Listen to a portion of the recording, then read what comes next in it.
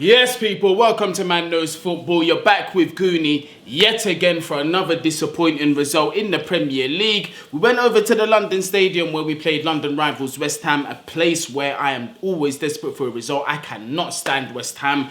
Yes, I'm one of them fans where I despise West Ham on the pitch. That old school rivalry for Chelsea and West Ham, it still remains with me. That's a game where I want us to be coming away with 3 points. And unfortunately today, we were not able to do that. And today, people, you are going to see Guni speak some more truths, bro. That's all I do with you lot. But today, some more truth needs to be spoken and some less defending for this manager, Graham Potter. Yep, it's coming close to that point. We're not there yet, but we're getting close. But before we get into that bit of content, please, people, make sure you continue to subscribe, continue to smash that like button, continue to leave your thoughts down there in the comments as well. If you want to donate to the channel, several of you have been doing that, and I really appreciate you. Big up all of you, big up the current members. Hit that join button if you want to support the channel further. Also as well, hit that super thanks.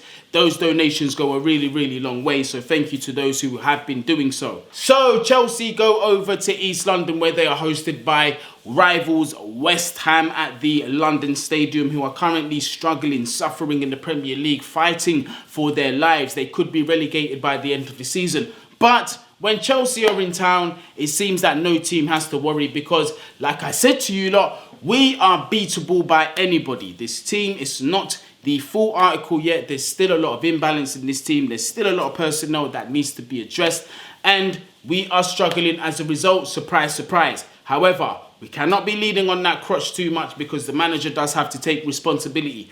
I will be talking about Graham Potter towards the end of this stream. We're going to have an honest conversation about this manager because I am now starting to get impatient. When I saw the lineup today, I was very excited. Mason Mount, Conor Gallagher dropped. Both of them not in the best form. Conor Gallagher, for me, not good enough to play for Chelsea Football Club. Mason Mount has not been in good form, so therefore deserved to be dropped. And this is what I've been calling for the player. Protect the player. I do not think it's too late for Mace. I do not think that he's a crap player that people keep saying that he is. I just think he needs to be pulled out of the limelight, and a bit of man management needs to be done with him. Conor Gallagher, for me, not good enough for the club. Unfortunately, we were not able to cash in on the 45 million that Everton offered. Can't blame the player. He's ambitious. He doesn't want to go to a relegation struggling Everton side to play under then Frank Lampard. I was pleasantly surprised with the lineups. I was happy with it. We went with the 4-2-3-1. The back four,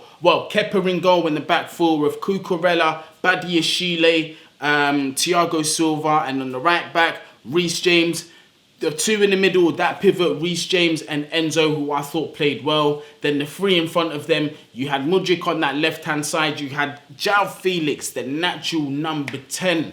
Yeah, natural position, and we saw some sublime stuff from him in that first half, showing us how that number 10 role and what creativity should be looking like, because our standards have been in the mud over the past several seasons. And on that right side, we had Madueke, and then up front, we had Kai Havertz. That first half, to me, I saw some beautiful, fluid football. I saw some technical brilliance. I saw some footballing intelligence that we have not seen for a long while. The fluid style of football, the chances that were created, the Enzo to Joao Felix connection was absolutely beautiful.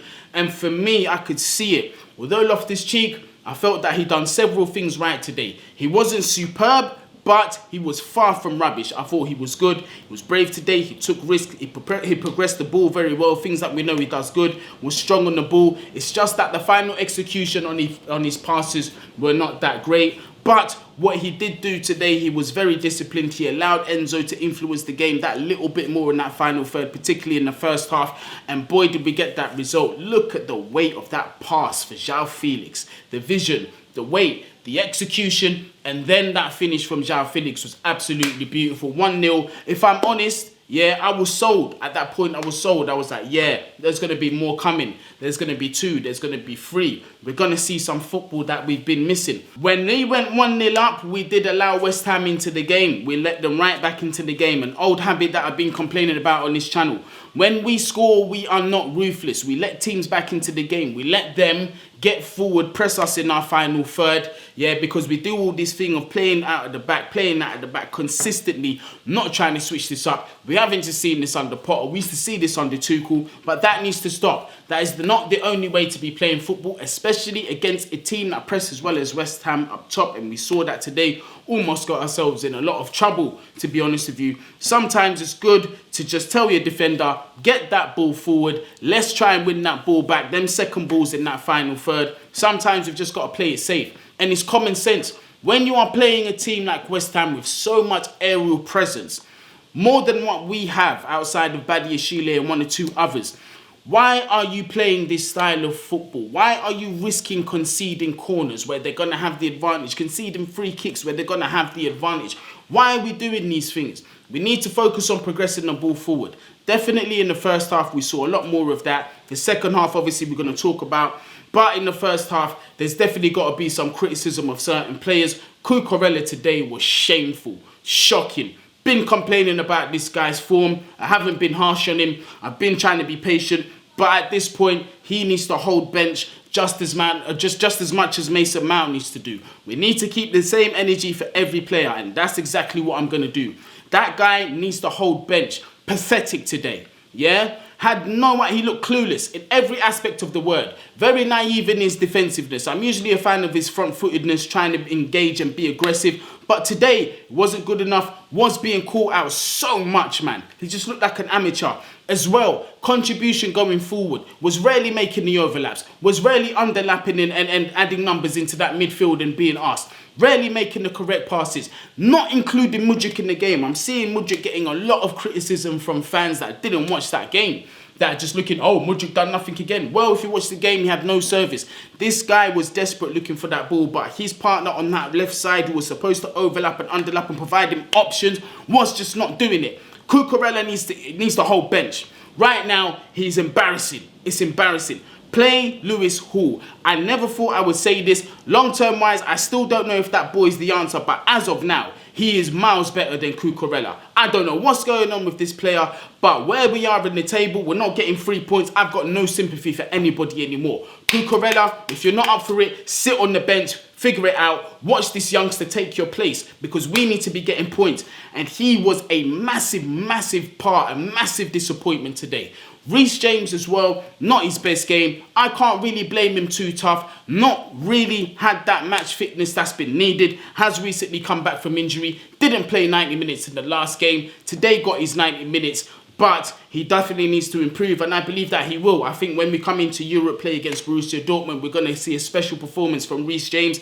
I know that's coming because you know the quality is there. But to be honest, that left side was disappointing. Mudryk as well, we've got to understand he hasn't played consistent football since November. The Ukrainian league, obviously it stopped. He's had that long period of time. That's a lot of football that he's missed. So he's going to get into practice, man. He's definitely going to have to get into practice. But Chelsea, we didn't make the job easy for ourselves. We definitely should have been going into that second half at least 2 or 3 goals up. Kai Havertz, if he was aware of the line around him, that defensive line, it definitely should have been 2-0, possibly even 3-0 going into that second half. But just in typical Chelsea fashion, we do not take chances. We are not ruthless, and we didn't do that in the first half, and that's now cost us in the second half. Yeah, second half, it was a complete opposite of what we saw from the first half. Completely dejected performance, man. Completely dejected performance. Like a lot of players. Too many touches, slow on the turn, no input just in the final third, man. And then final passes, there's no execution whatsoever. It is the same story, slow, lethargic football. We let West Ham get into the game. We let them gain control. That midfield battle, we was losing it slowly. Some of the substitutions that Graham Potter has made, he's really got to look at himself. The substitutions made no sense. But before we get into the subs, we've got to talk about West Ham's goal. Yeah? The cross coming in from that left side, Cucurella really should have shut that shit down, but he didn't shut it down. He allowed the cross to come in. But even worse for me, yeah, was Emerson. Of all players, the wing back in that team was given acres of space to run and pick his spot. That man could have built a house with acres of land around it, and still, that's how much space that he had. That's how much space that he had. It was embarrassing. Match fitness or no match fitness, Reece James, he's got to look at himself for that, because that is basic schoolboy stuff. The fact that you're not aware of what is over your shoulder is shocking. And it's not just Reece James. Where was Madueke? Where was Madueke tracing that runner? Where was he tracking that runner? Nowhere to be seen. But young player, inexperienced, these things happen. Reece James lacking match fitness, but that awareness from a player like that of the quality that I hold him at, shocking.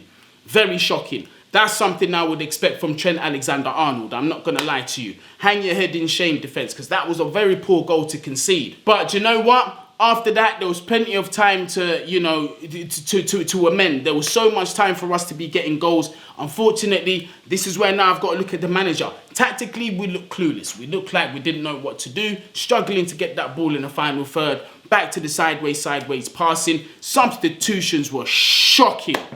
Absolutely shocking. Chilwell on for Cucurella. That's the one substitution that I definitely cheered. He needed to come on the pitch because Cucurella was having a shocker. But this is the thing.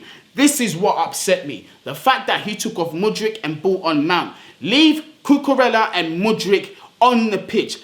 Let that partnership develop on that side. I'm sure that Chilwell would have provided the overlaps, would have provided the passes, the underlaps. He would have provided Mudryk with more options to involve him in the game, something that Cucurella wasn't doing. But he bought off Mudryk. He bought on Mason Mount. Again, today, not the best performance. Again, shocking. His statistics today were shocking. But again, he's not the only player that has to hold corn. But for me, the form that he's in, it's like I said, he needs protection. Pull him out of the team. Pull him out. He's struggling in this team. Ziyech on for Madueke as well. Ziyech, when he came on, it was just spamming that cross deep from the inverted side, obviously with his left foot, and it just wasn't working. West Ham players closing him down. He was shocking. No contribution on the pitch. No change on the pitch. Conor Gallagher came on. Shocking. He should have never been on the pitch. Chukwuemeka was on the bench and you brought on Conor Gallagher with how shocking he's been. Yes, I get it. He compressed, he's got an engine on him, but outside of that, his touch is shocking. Too long on the ball, too long to turn. For someone who's 23, 24 years old, that's shocking. Potter let himself down again. Yet again, from a tactical perspective, yeah? Chukwuemeka's on the bench, you should have never brought on Gallagher. Tactically, he looks stuck. This is Chelsea. I've been defending this manager for the absolute longest, but now I'm losing my patience. Sometimes you need to show some managerial spark, some innovation. You are paid a lot of money to make a difference. I am not seeing this difference. The decisions in the substitutions are shocking. They're baffling. Why are you bringing... I understand that you have injuries, but why are you bringing on these players? Mason Mount, clearly some man management needs to be done. You got a degree in emotional intelligence. Why are we noticing the distress that this player's under and you still want to play him? Conor Gallagher, why are you playing this guy? You're spamming in crosses. You're telling these players spamming crosses. You've only got Kai Havertz in the box and one or two others who are shorter than 6 foot tall. West Ham's average size in defence is like 6'2", 6'3", beasts in there. So what are we doing? Just Kai in the box. Why, when we're delivering crosses, we've got one Kai and we've got two players that can't even see above the fucking steering wheel, basically, compared to the West Ham players?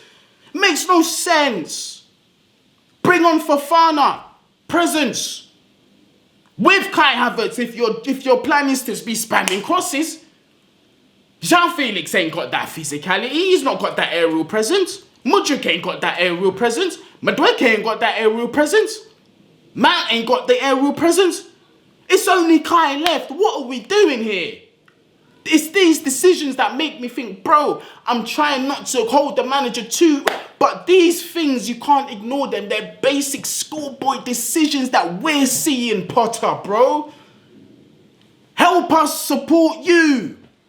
Because right now, the managerial decisions are dog shit right now. And I'm not even calling for this guy to be out, but brother, the naivety, the bedding in process, you can't use that no more. Look at the quality you've got.